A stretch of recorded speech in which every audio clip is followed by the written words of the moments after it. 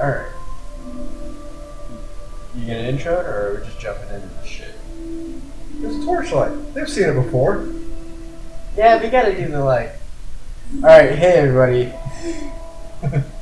I would say welcome back, but this is the first episode in the series. So, okay, yeah, that intro was kind of appropriate. It's Torchlight. Y'all motherfuckers have seen this shit before. If you haven't, great game, go get it on Steam. Look at the second one. They were doing a promotion for a while where they were doing, if you pre-ordered, well, I guess it's pointless now, but if you pre-ordered the second one, you got the first one too. We're playing this on not Steam though, so. Yeah, I've got this from Art Client, and it was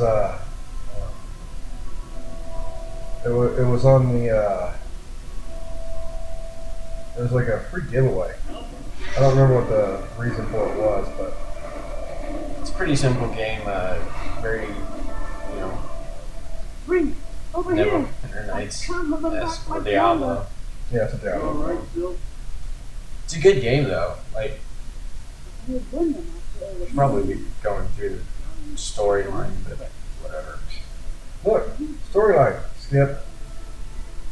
You're so horrible about that. I know. Can't wait for the comments of, "Oh, you shouldn't be skipping or talking over storyline." I don't know if that is. Basically, it starts off and you find out that he's supposed to be going into this mine because there's this like crystal in there that causes it to affect your mind, and I don't know. That was a really poor explanation of it, but it's adequate, I suppose. You get to blow up kobolds with just one shot, which is really odd, but whatever. You get a pet. Pet fights for you. You can fish later on, and it'll turn your pet into different things. The Torchlight 2 had a lot more options for pets and stuff. Like, I usually roll around with a ferret.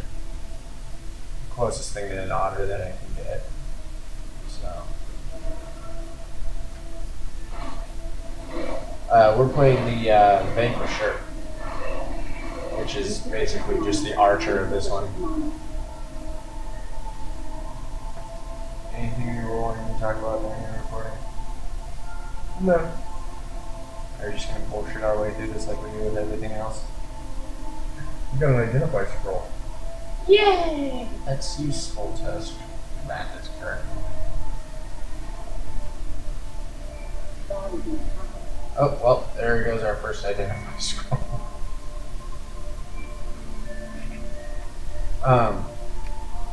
Cool. I just want to say, there are some ridiculous indie games out there. There's this one called Shopping or Christmas Shopping Simulator. Christmas shopping simulator. Yeah, totally free to play, guys. I mean, you don't have to spend money on it, so. From the sound of your voice, it sounds like you probably shouldn't spend money on it. You shouldn't. It's one of those games that's kind of fun to bullshit around with it, but it wouldn't be a game to make a full series off of. Definitely a one-off or something like that. I wouldn't dump money into it. Like, I dump money into a Surgeon Simulator, but... See, that's another one I never really got into, was the Surgeon Simulator. Actually, it was really... Sakori 5, she was really into it, and she has a couple of videos of it up on her channel, but for me it was just sort of kind of one of those like, yeah, it's kind of cool. And it's good for like the ragey aspect of it, but it's one of those games where you play it so that you can rage at it, and if you don't rage at it, then it loses its glamour, I guess. Because that's So the whole point of it was to... Hello. These tunnels are full. No, don't do that. The whole point of it was to. I don't care what the point of it was. We're moving on. It's a Diablo clone. No, I'm not talking about that. I'm talking about. We're still on the Surgeon Simulator conversation. Oh. the point of it is pretty much just to see how far you can get without completely raging at it, which isn't very far because it's kind of a difficult game to play. Like the mechanics are a little bit off. It's certainly got more of a like.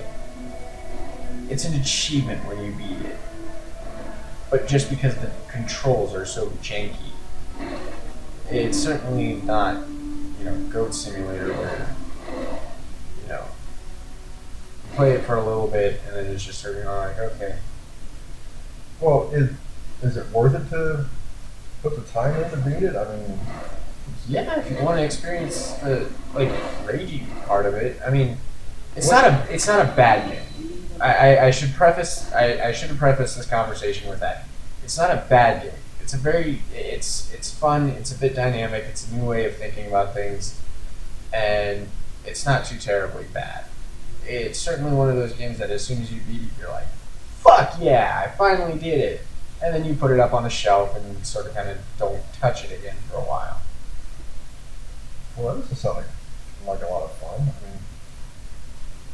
mean, not for nothing, but The replay value on it is very slim to nil.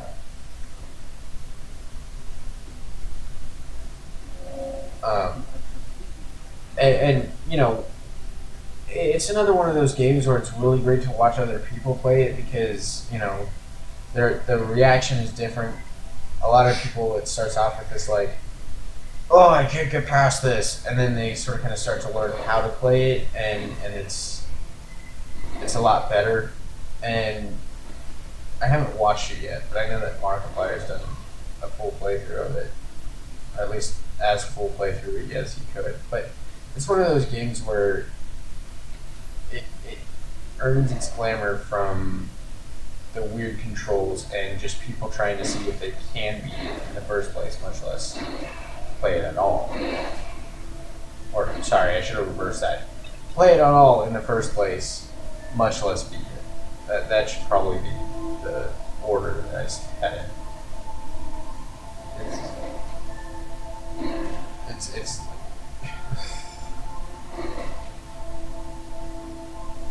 It's well, speaking of janky controls, this is the only thing I didn't care for about Diablo-style games, where your click is to move and to shoot.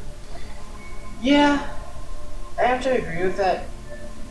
I understand why it's that way, but it's just not my favorite control scheme, My one of my friends and I were playing Torchlight 2. They added in a multiplayer mechanic for the second one, and See, like that. I mean, yes, I know I can hold shift and like that, but while the target is moving, because of our setup, it's really difficult to aim with the mouse. our setup that frankly kind of sucks, but it's the best that we've got right now. Yeah, see, I just running in. We were playing, and there's this one guy in there that is actually really difficult. Even though I was playing engineer class, and basically the engineer class is a tank, and except for you're not supposed to think it's a tank. And we kept dying a couple of times, and the problem is that some of his moves require you to move around. So with games like World of Warcraft or stuff like that, like where you use the keyboard to move and then the mouse to select your enemy, those kind of enemies work out really well. However, Torchlight, it tried a lot to have those enemies where moving around is a mechanic that you need in order to beat them. But moving around when you're fighting is it's a bit janky. Yeah. Not to say that this is a bad game or anything. It's a game that I most certainly love. Still have never beat it, but I've gotten pretty far in it. I love it to bits, but like with all games, there are certain mechanics that they could have worked upon to make it a bit better. But as I said, that can be said about literally every game. This is true. I don't think there's any game out there that's got perfect mechanics whatsoever. Checkers. Okay, I suppose you got video game. Well, no, I guess they turned checkers into a video game at some point. For second I thought we were going to have technical difficulties. Yeah? Yeah. You need to get a technical difficulty.